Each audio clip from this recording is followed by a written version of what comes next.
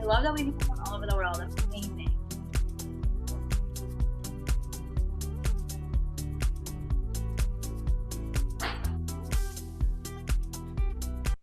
Perfect. Well, welcome everybody. I am Shivani and I am really excited to dive into today. You know, as we're getting started, if you're able to turn on your video for the next minute, then turn on your video. And, you know, I'm curious, raise your hand and you can just like physically like raise your hand. If you've ever had to convince your team to support a recommendation of yours, but then it didn't go well, like they didn't support it, it failed. If you failed to get buy-in. Yeah, a lot of us. Raise your hand if you're not sure how to get buy-in from stakeholders. Like what's that process to follow, where you should get started? Raise your hand if that's you. Yeah, great. And finally, like raise your hand if you feel like your ideas aren't heard or valued.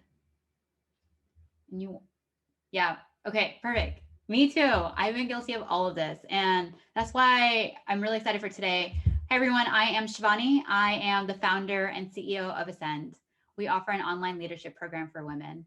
And what inspired me to start Ascend was a lot of my own experiences. I used to own and lead different product and business initiatives at large companies like PayPal and high growth startups. And as I was moving up to leadership, I learned how to get buy-in and lead by honestly making a lot of mistakes. Some guidance, but primarily a lot of mistakes. And once I developed these skills, I felt so much more confident. I was able to move up faster in my career and impact not only my teams, but also our executives and our board of directors. And so these experiences combined with my time studying at Harvard Business School to get my MBA inspired me to create Ascend. I want to elevate more women into leadership. I think that's how we create real change. And I realized that we learn these critical skills right now by primarily trial and error. We all know that we should get buy-in, that we should push back against dominant personalities, that we should motivate our teams, but we don't do it either because we don't know how to get started, or we don't carve out the time to invest in these skills, or we're scared because practicing these skills at work is high stakes because it can hurt your reputation or worse. So that's why I created this 6-week online leadership program to create a safe space for women like you to learn these skills in a really practical manner and to be able to push out of your comfort zone and learn with a community of women who are facing similar challenges, to help women learn these leadership skills and gain confidence. And we're doing it. We've had so many women from companies like SAP and Open Door and Pinterest. You're going to get to meet some of them today. And, you know, for example, Diana, who's in marketing at SAP, joined the program right after she got off maternity leave. And she was able to use the learnings from the program to be able to get buy-in at work right away. And also she quickly got promoted and credited the program in helping her get promoted. And so today what we're going to dive into is a lot around learning, like, how can you get buy-in at work? How do you influence? And that is a big part of the Ascend method. So the Ascend method covers all these areas that you really need to know in order to be successful at work and move up and be successful as a new leader. For example, overcoming imposter syndrome is a big topic in our leadership program. Karina, who was an engineering manager at GitHub, had just gotten promoted to her new manager role when she joined the program. And, you know, she was feeling like an imposter because she was the only woman and the youngest one on her team. And she was able to use the program strategies to realize, like, I am qualified for my role and gain confidence around it. So we dive deep into all these topics in the leadership program.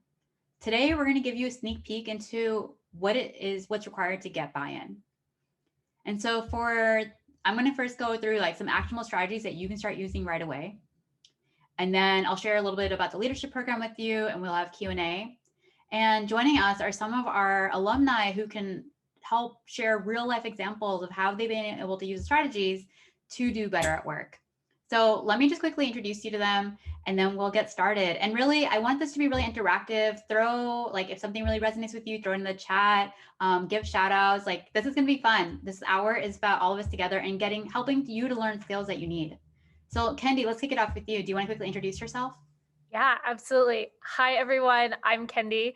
I currently work at Open Door and I manage several different operations teams. And I'm so excited to be here. I think this knowledge that Shivani is going to share with us today is so impactful. I use it all the time. So excited for you all to start learning as well.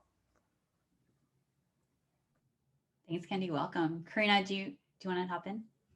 Sure, yeah. Hi, everybody. My name's Karina. I am an engineering manager at Pinterest, managing one of the front end teams over there. And I echo Candy's thoughts. Ascend was probably one of the greatest experiences of the past year, and 2020 was quite the year. So, yeah, it was fantastic. Excited to be here. Perfect. Thank you. And we have Natalie. Hey everyone, I'm Natalie. I'm a software engineer in the Bay, and up until a week ago, I was at Salesforce, but mostly motivated by Ascend, I took a leap of faith and I'm at an early stage startup now, which is really fun. And I'm really excited. I feel like I can't hear this material enough, so I'm super pumped for the next hour. Amazing. Yeah, these three are such great examples of the kind of energy and the learnings that you will get to meet other women like that in the program. So let's dive in and talk about how to get buy-in. And first I want to cover why getting buy-in is so important. And that's really because in today's work environment, it's not enough to have a good idea. It's not enough to technically be good at your job. You have to be able to influence, you have to get people invested in your ideas, because everything pretty much happens by getting through collaboration. And right now, I'm guessing you joined this workshop because you understand that getting buy-in is important and you want to learn how to do that. But I just want to really underscore how important that is by painting a visual for you. So let's say you want to get people aligned on an idea. So visually, you are on one end of the room and you can't just pull everybody over. There's too many of your teammates to pull over. You have to get them to want to come over. And so when they want to come over, when they feel invested in your idea, then that is where you really have long-term success. And this is what you're trying to go for. And I know this picture is really cheesy. I just really loved it because I think this is the kind of environment, this is the energy you want from your coworkers, that people feel really, really bought in. And today we're going to talk about what are the strategies that you should be taking, the framework that you should be using in order to get people invested in your ideas. And before we dive into that, I want to just cover one thing around why we often fail to get buy-in. So there's 3 key reasons why we fail to get buy-in. The first one is around, we wrongly assume that it's obvious why the merits of our idea are strong, why our idea is the best idea. 2, we're on a tight deadline, and so we want to just push it through and we think we don't have time to talk to our coworkers and get them aligned. Or 3, we think someone's going to dissent, so we try to just push it through. Put a yes in the chat if you failed to get buy-in before for any of these reasons. Yeah, many of us. Great. And so here, so let's talk about what are the 6 requirements that you should be doing around it. First, it's around building credibility. And I'm going to go through each of these and explain what that means. Second, it's around storytelling. Then presence, co-creation, active listening, and building allies. And what we're going to talk about here, you can apply in any direction, up, down, or across. So whether you're trying to get buy-in from your reports, cross-functional partners, or senior leaders or your manager. And really apply to get buy-in on any idea or in any event. So the first one is around credibility. And this is where you need to build a trust and expertise. And what I mean by this is people need to believe in you and your idea. And you might be thinking yeah, I know I have to build trust. But if you really think about it, how much of a trust have you really invested in building with your team? There's a foundational level of trust, but have you gone beyond that? And the way you build that, we cover a lot in the program, but really is thinking about, do people know that you are putting their interests and the team's interests above yours? Are you willing to own up when you make mistakes? Are you willing to, have you established why you have domain expertise? What are the good results you have? What is the experience that you bring to the table for why people should listen to you? Are people aware of that? Then the second one is around storytelling. So we spend a full week on this because it's such an important topic. And really, storytelling is important because when you storytell, it helps bring people together to inspire and motivate them. As humans, we love stories. Stories evoke emotions in us. We remember stories more than we remember facts. And so as a leader, if you can get good at creating stories for people, that is really what draws people towards you. And to do that, there's two big components of it. The first is the message.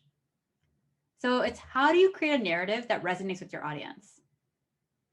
And in the leadership program, we cover the 3-step formula for you to do this. And you get a worksheet and cheat sheets to help you do this. In fact, actually, this worksheet that you get week 1, the message prep worksheet, many of our members use it even months after the program. And I see a lot of nodding heads. So I think definitely like they still use it. And so it's what is that formula you need to follow to make sure your audience is listening to your idea and it's really resonating with them. And the second part is the delivery. So the delivery here is, of course your words matter, your content matters. The next thing that's really important is how are you saying it? How are people perceiving it? That is so important influence. And so we talk through a lot of strategies in the program around how to do it. One big one is being concise. So I'm curious, put a yes in the chat if you are guilty of being really rambly, if you just go on, add a lot of backstory, and you need to be more concise. Just throw a yes in the chat if that's you. You ramble a lot. Yeah, Beth, yes, perfect. And I'm sure there's many of you who are doing that. Emily, yeah, perfect. So this is why we're talking about that right now. And so here's the things you need to think about. First, cut the jargon and backstory. Think about what is the message that my audience really needs? What is the context they truly need? They don't need to know about like who all was involved in the project or what was the decision that was made before this problem came up if it's not truly relevant. They probably just need to know, here's a problem that came up, here's how we solved it, and here's why. And in the program, we talk a lot about like specifically around how do you cut this backstory and how do you determine what to include and what you don't. But for now, like just remember that, cut the backstory. 2 is share a roadmap. So here it's saying up front, what are you going to cover in today's meeting? Sharing an agenda in your meeting invite, in fact. And as you're going through your points, numbering them. So here's my rationale number 1, my rationale number 2, rationale number 3. It makes it so much easier to follow than you just saying things out loud. And 3 is using active phrases. So we can't keep missing deadlines versus like the team has missed deadlines, like being really active in like how you're talking, because that makes it stronger. Because remember, the words we use impact how people perceive us.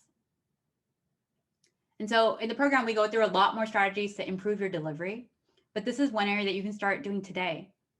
Next time you go make a comment in a meeting, tomorrow when you have a presentation, think about like, what can I cut out of here to really just hit the punchline?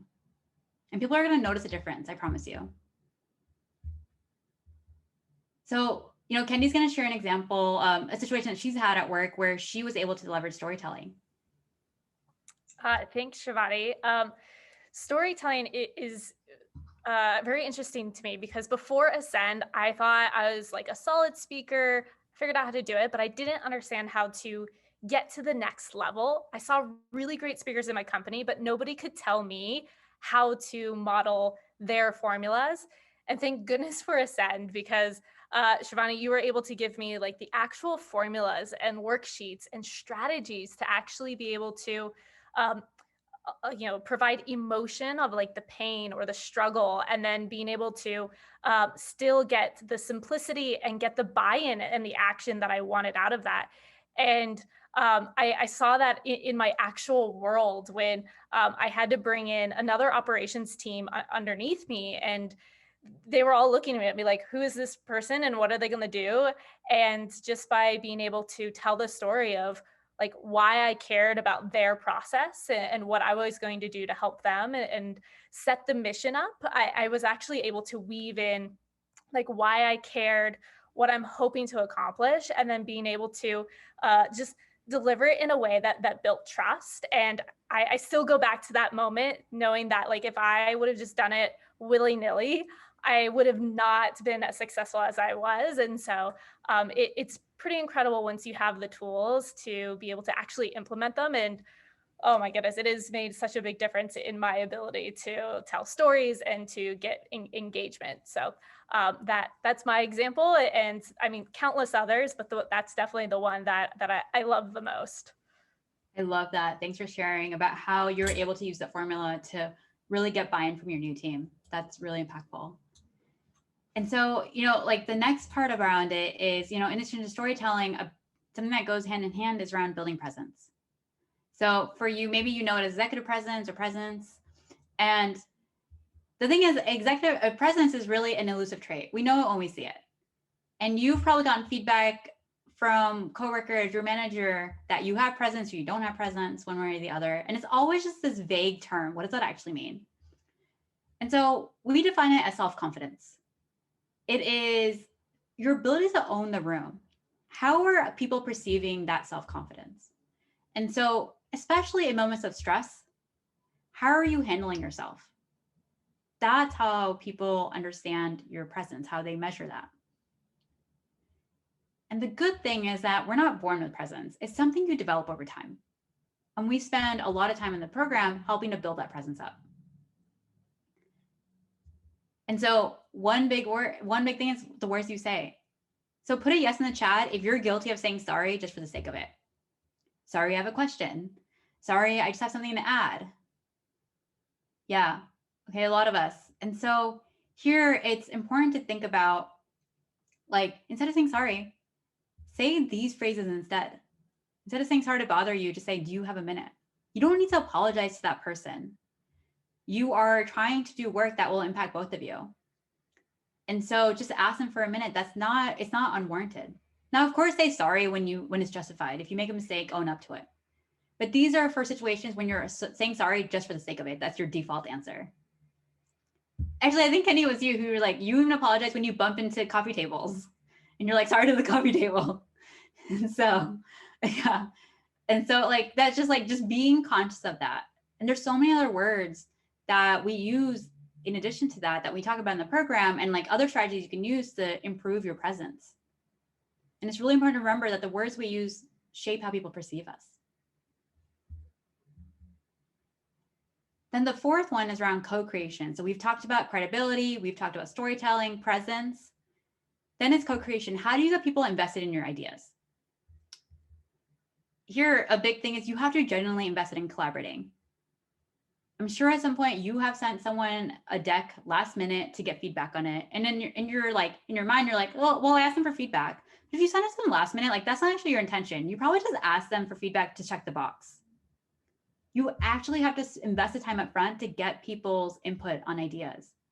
Collaborate with them, make sure they have enough time to review, understand their ideas, have a discussion, debate, align, and then finalize it.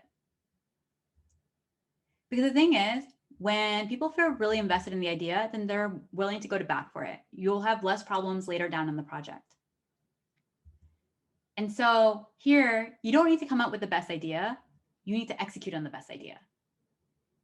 If a project is successful, very rarely will people look back on it and be like, well, Beth had that idea, great.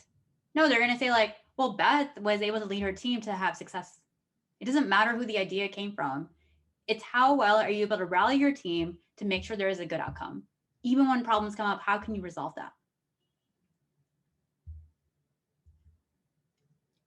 And so here, you can apply co-creation in any situation. So in the program, we talk about the 5 steps that you should follow to co-create, to get people aligned on your ideas, to convince them to support you, and have them actually not just be supporting you, but actually being advocates for these ideas. And you can use co-creation anytime you're trying to get resources from another team. You're asking a team member to help you. You're asking your team to support an idea of yours. Let's say you want to launch a new product feature. You're asking your team to like support that. Or you need help closing a new sales customer, or you need someone to help you launch a new marketing campaign or fix a bug. These are all situations where you want to get co-creation. Because when people don't feel like they're doing you a favor, or don't feel like you're demanding them of something, they actually understand why this is valuable and they want to help you. Maybe it's aligning your team on what are the goals for the quarter. And so in the program, we do a lot of case studies and the formula and worksheets to help you develop this as a habit. One thing I will say here is it's really how you can co-create with dominant personalities. That's another popular topic is how do you respond to dominant personalities? I'm curious, just put a yes in the chat if you've had to deal with a dominant personality or a difficult one, someone who you feel like isn't respecting you, doesn't necessarily value your ideas, makes you feel really uncomfortable. Great. Yeah, so okay, this is why we're talking about it. This is perfect. This is like a big topic and I can see this really resonates. So I'm glad we're talking about this right now. And so here, it's important to win their respect. That is the biggest thing if you want to learn how to work with a dominant personality. We go through many strategies in the program, but the one thing I will tell you now is like win their respect. Establish credibility for why they should listen to you. What experience are you bringing to the table? And part of winning their respect is also understanding how do they tick? What is important to them? And that ties into storytelling. So in week 1 of the program, we talk a lot about like understanding your audience, and we break down like what does that mean? What are the questions you should follow? And then you leverage these questions to understand what is important to that dominant personality. What is it going to take to win their respect? Because if you don't win their respect, then nothing else matters with this person. You're not going to be able to win them over. And one way you win their respect is by leveraging allies. And we're going to talk a little bit about how to get allies. And here it's important to recognize that to win their respect, you don't have to do it on your own. You can leverage your manager, cross-functional partners, teammates to also advocate for your idea in that meeting. And it builds social proof. Because that dominant personality, once they're seeing like, oh, there's a bunch of other people who are backing this idea, like, okay, let me give it another chance. Or like, this person is really well respected. Let me look into more and like hear what they have to say. So this gives you a preview of what co-creation is and why it's so important to get people invested in their ideas. I know Karina had a situation at work where she was able to use the co-creation techniques. And so I'm going to hand it over to her and she can share a little bit about that. Cool. Thanks, Shivani. So before I share the experience I have, I just want to say that co-creating is just so powerful because honestly, at the end of the day, teamwork, it makes the dream work, and we can never really accomplish anything in isolation. And that became very key to me when I went through Ascend. So the experience was a little bit of context. I managed an engineering team, and folks on my team wanted to learn new technologies, and we weren't able to give them the opportunity to learn those technologies just within my own team.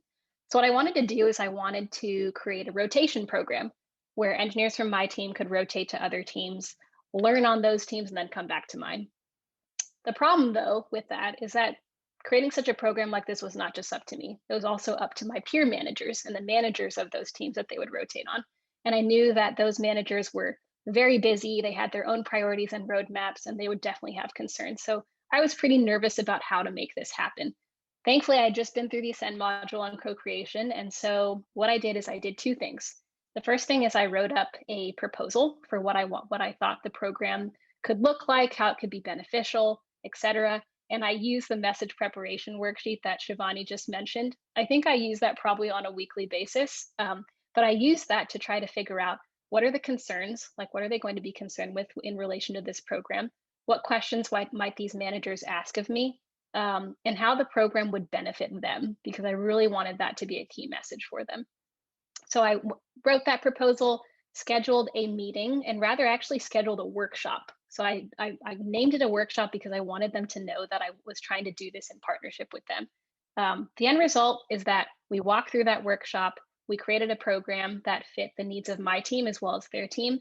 And they could clearly see how much thought that I had put into this program. And they knew that I was listening to their feedback. And overall, I walked away feeling super confident and very aligned with my peers. And it was just a really great experience. Thanks for sharing. I love that detail around naming the meeting a workshop instead of like meeting, or because that conveys to people that you are truly seeking like feedback and iterating on it. Same thing as when you share a doc and you put like draft up on top, really conveying to people, because people like forget. And you'll tell them maybe I want to work together on this, but then they'll forget in the moment. They'll feel like, oh, this is already finalized. Like you're not even trying to get my opinion. So I liked how you really kept setting that expectation. All about little things. Yeah, agree. That's great. So that's a sneak peek into co-creation and like why it's so important to like think about all these little things and follow these steps in order to get people feeling really invested and feeling really good. Because the thing is, people will do things for people that they like. And if you're able to follow the steps around co-creation and everything we're talking about today, then they're going to be more likely to work with you because they actually feel like you value their opinion. And they actually feel like you're taking them into account and their team's needs into account. And so the fifth one is around active listening. Now, usually this one is when people are like, yeah, I listen. But let me just like dig into this, because actually this is where we have one of the hardest exercises in the program. And so active listening is really important because, and really like even that book, How to Win Friends and Influence People by Dale Carnegie, even there he calls out like listening is the most important trait. And there was a Harvard Business School study of effective managers, and listening was one of the key traits for what made a manager really great. And listening is really about not just like listening, but actually thinking about what the person is saying. So often I used to be guilty of hearing what someone's saying, but I'm already thinking about what I'm going to say next. That's not active listening. It's actually being attentive, being really open-minded. So not formulating what you're going to say next until you actually hear what they have to say, and asking questions to ensure understanding. For example, saying like, let me just repeat what I just heard. Is this what you're saying? Or can you tell me more? People want to be listened to. People want to be heard. And so by you doing all of this, this means that they can tell that you're listening, and you're going to be able to better collaborate because you're going to truly understand their goals. And so we do an exercise in the program to help you build that skill. And like I was saying, I think people usually find like the hardest exercise, even though it sounds really simple in the beginning, and they actually go do it. And the goal is like to actively listen for a full day. And I share more about like how to go do that. And people are like, come back and they're like, I lasted an hour around it. And I was like, oh, and they're like, oh, wow, I'm actually not a good listener. I thought I was. But the skill is really important, and it goes hand in hand with co-creation, because if you're not able to listen to what that person needs, then you're not going to be able to co-create with them and align on a solution that meets both parties' goals. And the last one is around allies. So in today's work environment, it's not enough to advocate by ourselves. You need other people. It creates social proof, especially because most of the conversations that happen about your performance, about your team's performance, about how you should move up in the company happen in rooms when you're not there. Given that, you need to be having people advocating for you. That's why allies become so important. And so an ally is someone who will be able to understand the value of the message. So you've co-created with them, they understand the value. They are someone who is bought into the benefits. And they are someone who will do whatever they can to help you achieve a successful outcome. Maybe that is to help you get resources for your team, to help resolve a team conflict, to help make sure the project launches on time, to help you get promoted. And an ally can be really anyone. It can be your manager, cross-functional partners, teammates, customers, anyone who is in that position to help move things forward. So to summarize all that, these are the 6 requirements to get buy-in. And today, right now, we just went through all 6, and you got clear, actionable steps you can take for all of these and understanding why it is important. And of course, in the program, we go through deeper into like exact formulas and checklists and cheat sheets to help you do that. But you have a foundational sense now. In a sense, we're all about action. So I want to just take a couple minutes and challenge you to a 7-day challenge to get buy-in. You're going to pick one action that you're going to do in the next 7 days to get buy-in related to any of these topics. Maybe for that, you're realizing like, oh, I actually don't really have great trust with my manager or with a cross-functional partner. I'm going to set up a virtual coffee chat. Maybe it is, I'm going to stop saying sorry and instead use the words that I just said. Maybe you're going to co-create. So actually spend time to get people's feedback on an idea. Maybe you're going to actually listen. And maybe you're going to seek an ally for your idea. So when you go into a meeting to pitch it, there's already someone who is on your side. Whatever that is, pick one goal, don't overthink it, and then put it then just drop it in the chat and let's see what you have. And so I'm going to play some music so you have something to enjoy while we do this. And again, one goal around any of these 6 requirements and drop it into the chat. and make it actionable, like make it really easy to clear what that success looks like for you.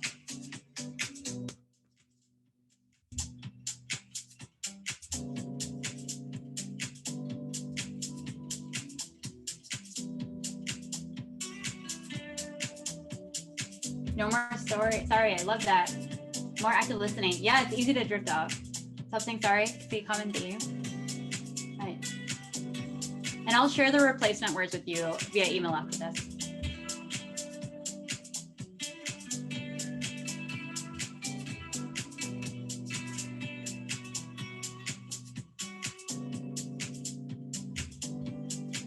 So don't overthink it. Just put one thing in the chat. We'll build allies. It's great. And Rich, I suggest, like, what does that mean to you?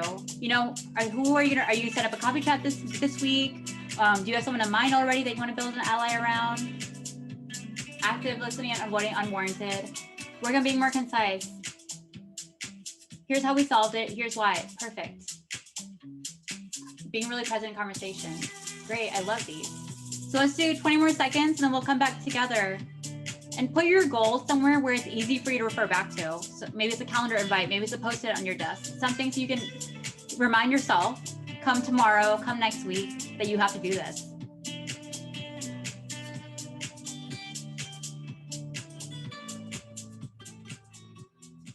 All right, great. Well, I love all these goals. And if you're just finishing up, just throw it in the chat. Don't overthink it. This is one start, and you can continue diving deeper into this. And so in Ascend, we're all about action and accountability. So, you know, I highly recommend that if you want to hold yourself accountable, make sure you actually do this. Get a group of women together, ideally from different companies, because that way you get objective advice. In Ascend's leadership program, we handpick every small group and we curate it to make sure each group is really high caliber, at the same time, low ego, diverse, but everyone has shared goals. And so if you want to do it on your own, go for it. That's awesome. If you want someone to just do it for you and curate these groups, then I invite you to join our leadership program. In the leadership program, it's a 6-week online program where you'll develop the skills to be able to get buy-in, storytell, co-create, all the things we talked about today. We're going to dive in much deeper into it. And then also talking about, how do you overcome imposter syndrome? How do you give difficult feedback? What do you do when that person pushes back against you? Responding to dominant personalities. And really coming out of the program, you can expect to gain more confidence, develop the skills to get buy-in and lead, and really grow in your career. And so our approach that makes it really unique is 3 key things. The first is a focus on actionable learnings. This means that everything we will do will have a clear step-by-step playbook of what to do, including how do you handle situations that don't go well, as they often do. And how the program works is every week we'll go through a new module. You'll have video lessons that you'll watch at your own pace. Then we'll come together for 2 live sessions. The first session is on Tuesdays. It is our group discussion. That is where we will come together for an hour and a half. You'll review case studies. You'll go into breakout discussions with 1 or 2 people. And then you will participate in our group Q&A. And then our second session is on Thursdays, our circles. This is an intimate conversation where you will be in a curated small group of your peers that you will meet with on a weekly basis. Many of our members love it so much that they keep meeting with their circle even after the program finishes. And this is led by our alumni mentors. Actually, Karina and Kendi were our alum mentors in the last program. And so you get to interact with other women who face similar challenges as you and have been able to apply learnings and then be with people who are growing as you are. And after these 2 live sessions, you'll have exercises that you'll apply directly to your work, since we learn the best by doing. The second thing that makes it really unique is the community. So people really enjoy being in a safe space with other women like them. We're also going to talk about biases that you might face as a woman leader or as being the only woman in the workplace. Many of our members find it so powerful to realize, like, I'm not alone. A bunch of smart, qualified women face the same challenges I do. In fact, just this morning, Natalie, we were on an accountability session check-in, and like people were talking about feeling like an imposter as moving into a new manager role. And everybody was like, yes, me too. Because even if they weren't a manager yet, they were facing that struggle in another manner. And so you get to be part of this community, not only during the program, but even afterwards. You'll join our alumni community, where you get to connect with past and future participants, your cohort. We'll do alumni community events. And the third thing that makes it unique is the accountability. Because for most of us, we have the best of intentions when we want to develop a new habit, but then day-to-day just gets in the way. And so we developed the program to help make sure you do achieve your goals. We do this through having exercises, the accountability buddies. And a few weeks later, you get the accountability session, the bonus session that Natalie and I just did this morning with her cohort. And that's where you can check back in. Well, how is your progress? What new questions do you have now that you've had more time to apply the learnings? And so, today we shared a lot of experiences around like stories of how our members have applied the learnings. And we've had women from many different companies join the program, and really coming out of it, being able to feel more confident, being able to get buy-in from their teams, from their managers, other stakeholders, being able to push back against dominant personalities, and just showing up better and growing faster in their careers, including getting promoted. So our program starts on March 1st, and we have a few spots left if you're interested in joining. I am really excited how the group is shaping up. It includes women from Salesforce and Google and Amazon, Peloton, Slack, and a bunch of other companies. And I just love the group's energy. So if you're interested, especially as a special thank you for joining this workshop, you'll get a $150 discount. And so I'm going to drop my email in the chat. You can ping me if you are interested in like reserving a spot or if you have any questions. And would love to work with you. I've loved the energy today and would love to continue diving deeper, especially if you found today's session valuable and you want to spend more time diving into learning how do you influence and lead at work, understanding how can you better advocate for yourself, and want to spend a few weeks just developing these habits in a really sustainable manner for the long term. So with that, I'm gonna, Natalie wants to share a little bit about her program experience. So Natalie, I'm gonna turn it over to you, and then we'll jump into Q&A. Beautiful. So I have kind of a funny story because it actually starts with where you all are right now. I guess it was November, I attended a workshop like this that Shivani was leading, and going into it was pretty burnt out because it was 2020. I wasn't super excited about my work. Everything was remote. And the workshop was really the first time in the year that I felt energized and was excited about taking control of my career and where it would be going. And so I during the workshop, emailed her right then and was like, I'm in, sign me up. And I am so happy that I did. I am so glad that I took the chance on myself. And it's funny, in the last slide where Shivani had the 3 different things written down, I actually had those written down as well. My takeaways were just, I had actionable things to do. Multiple people mentioned the worksheets that you take away. Also just actionable ways of reframing problems that you feel stuck in. That was super valuable for me. The community was amazing. It was really great to feel seen, but then also feel really supported and encouraged at the same time. And the way the program is structured, you have these small groups who you get to know better and better throughout the program. And I found that super valuable. And then the third Shivani had is accountability, which is true, because being having something set in your calendar where it's I have 2 hours every week that's going to be devoted to myself and my personal growth is something that made me actually do it. I think I'm a person who's always oh yeah, I'll work on that thing, but then not actually invest the time. So having a program that had me set aside time was huge. And then my other takeaway was just feeling excited and re-energized. I can't say enough how important that was to me, and it actually allowed me to kind of bet on myself and take this really big career change that I just did. And so I'm so grateful for the program. I love that. I can hear the energy in your voice. Thank you so much for sharing that. And yeah, it's been amazing. It is so funny that actually you joined through the workshop. So in this very moment, I think you probably emailed me and you're like, I want in. I was like, yes, let's do it. Perfect. Well, let's open up to Q&A. Feel free to ask any question about the program, any of the topics we've covered today around getting buy-in. You can ask me or Kendi, Karina, or Natalie. So feel free to just unmute yourself if you have a question.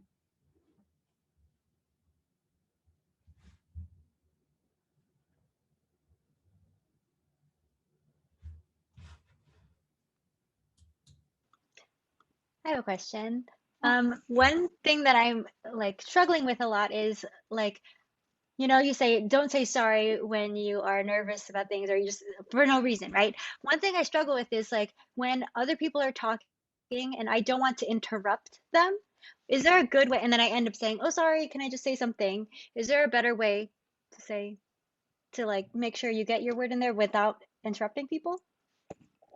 Yeah, I think in those cases, I think it can be okay to say sorry, if you're in, and it can be a nice way to come into the conversation instead of just like cutting someone off.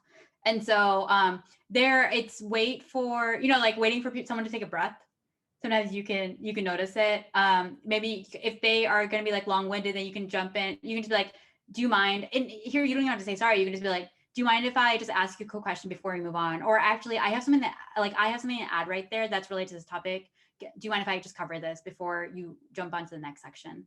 So that way you are like, one of the things we focus on is like always kind of driving like what's the impact to the company or the team. And so there you're explaining like, I am jumping in not just to be rude or just take up my own talking time. I'm actually jumping in to help make sure this conversation is moving in the right direction. Cool, thanks. Yeah, great question. Other questions? Feel free to unmute. So I did have a quick question. Yeah. So we talked about collaborating earlier, and what if you collaborate with somebody, they tell you it's a terrible idea, and then they take your idea and run with it? Ooh. Has anyone ever experienced that? Yeah. Yeah. Kendi, do you want to share how you dealt with it, or do you want me to jump in? Feel free to jump in because I am still learning how to Yeah. deal with those types of situations. Yeah. So in that, I would come with like curiosity and understand why that person did what they did. And so maybe they had good intentions where they were actually like wanting to take things off your plate, or they thought like it didn't matter who would share it. For example, like one of the in our last cohort, one of our members was saying that she'd shared an idea with her teammate, and then to create a Slack channel for like a bunch of the senior stakeholders who were in it, and like share some ideas. And he actually ended up doing that. And at first she's like, wait, what the heck? Like, that was my idea, like, and kind of like my points I wanted to share with them. And when she had that conversation with him later on, it turned out that he was actually just trying to do her a favor because he felt awkward about following up with her about it. And so there was good intention behind it. So like the reason why I share this story is just to say, like, first, just come from a place of curiosity and understand.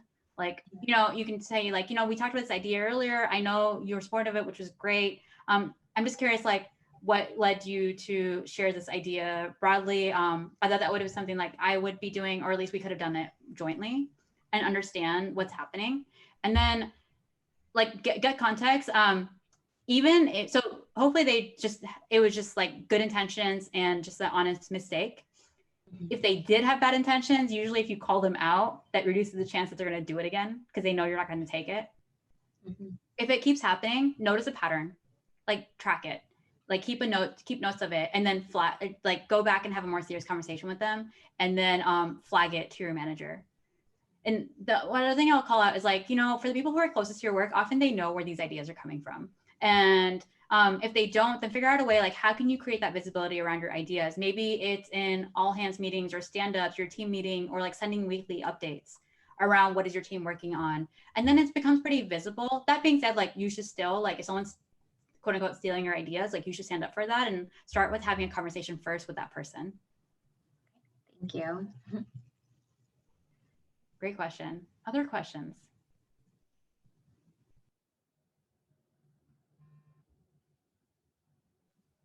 Anything? Oh, go ahead, Beth. Oh, I was just gonna say, for some reason right now, I just have no questions.